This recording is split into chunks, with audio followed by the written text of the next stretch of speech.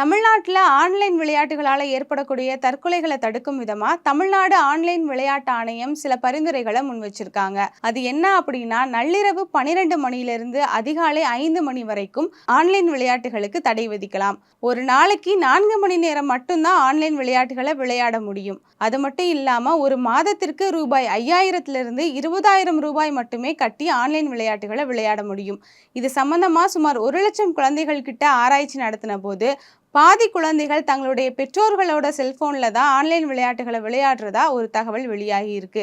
அதனால இனிமே எவ்வளவு மணி நேரம் ஆன்லைன் விளையாட்டுகள் விளையாடுகிறாங்க அப்படிங்கிற நேரத்தையும் பண பரிவர்த்தனை தகவல்களையும் செல்போன்களுக்கு குறுஞ்செய்திகளை அனுப்பக்கூடிய திட்டங்களையும் கொண்டு வரலாம் அப்படின்னு பரிந்துரைத்திருக்காங்க.